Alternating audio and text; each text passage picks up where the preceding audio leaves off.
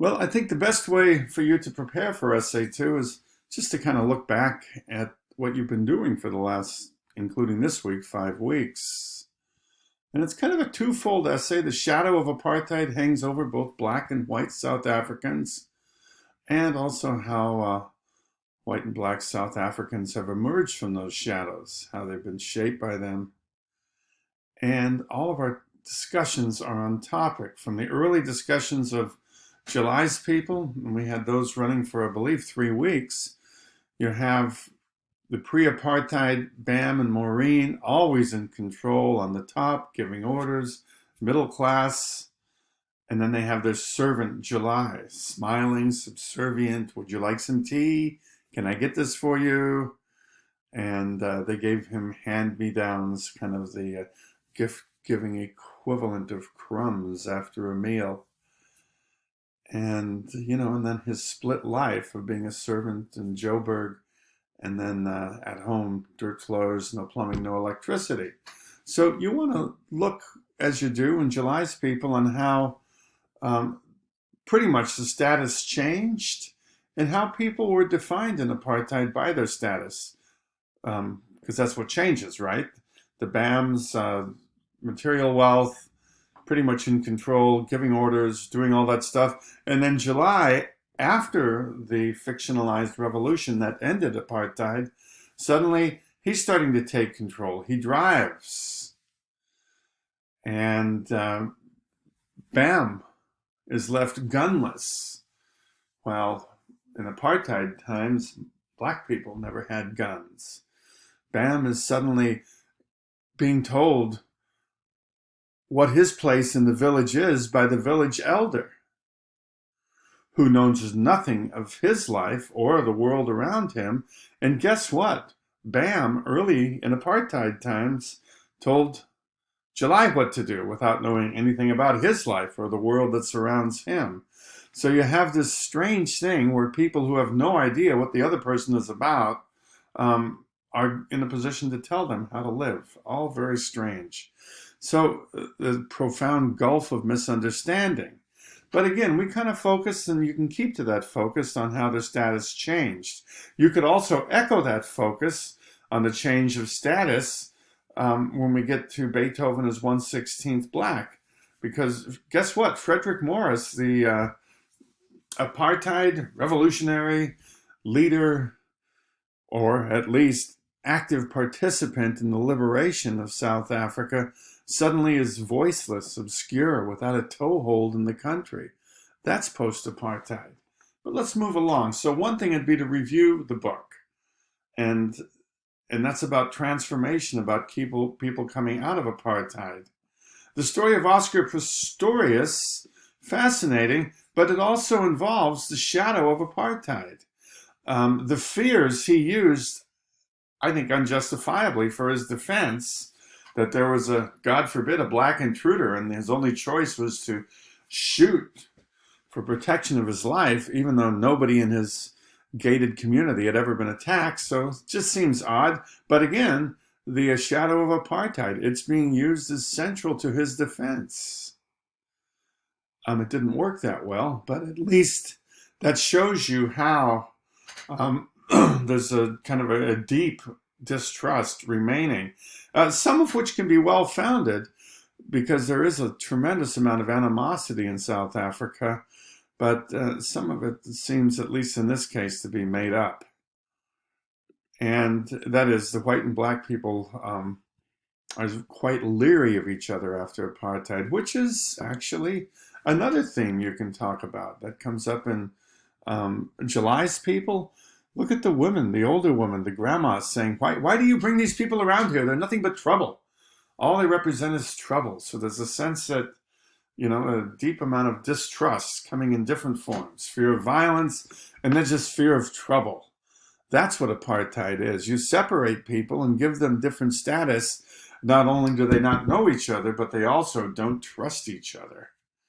And that is the cost of this horribly imbalanced society.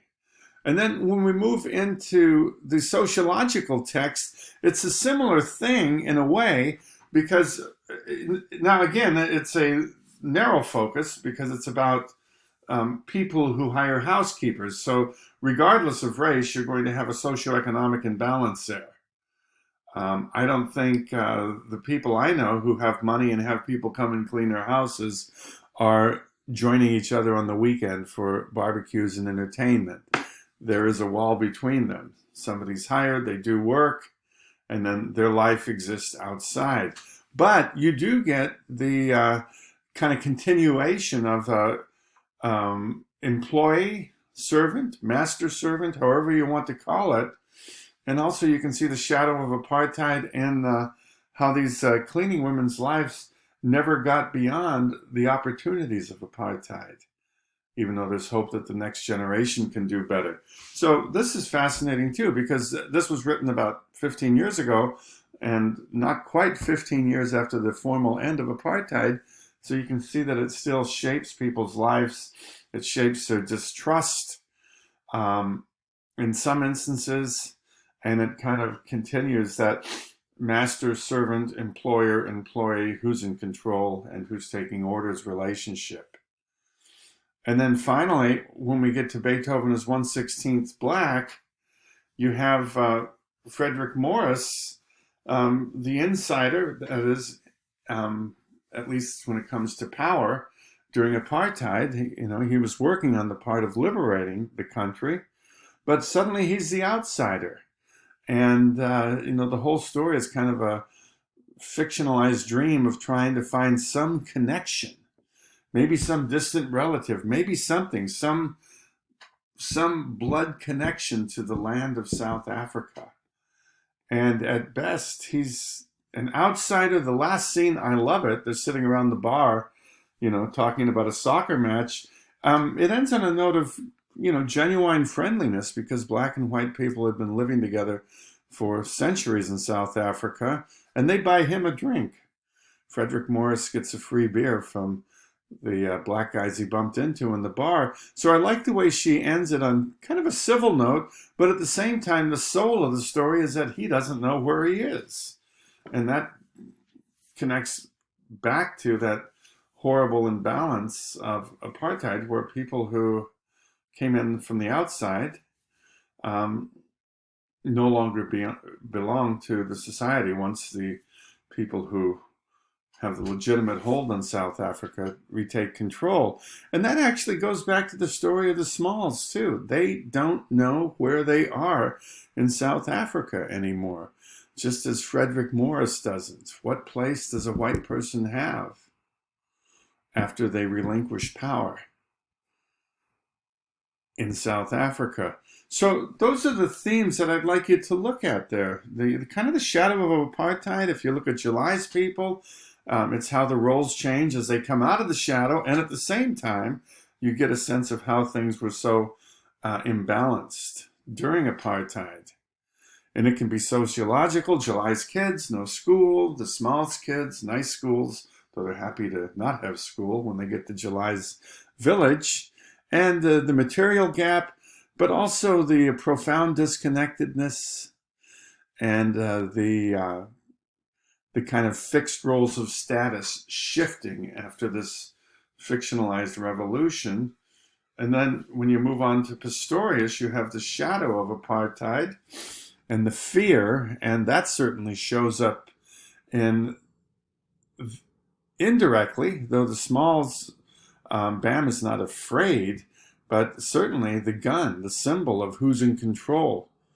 And also the fact that after his gun is stolen, he's involuntarily shaking. I think that can be taken as fear. So you have that kind of a sense of fear, which is the legacy of apartheid. When one group of people really mistreat another group of people, well, there's a payday waiting to happen. And that fear is as natural as it is legitimate, because there's a lot of anger from the people who've been kept down for so long.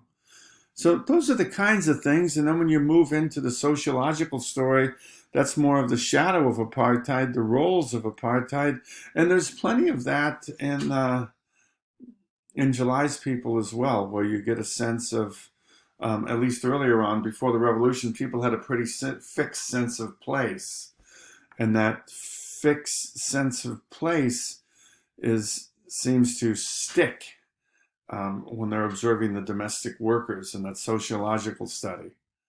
And finally, Frederick Morris, the forever outsider after apartheid. So I hope you can make sense out of these themes. It's left a little bit open. I'm not going to say one paragraph about this, one paragraph about that, but stick on some of these lines I've mentioned. See which ones you can really speak to. You only need 4 or 5 body paragraphs for a 6-page essay. So think of 4 or 5 connections you can make. And again, start with reviewing your work.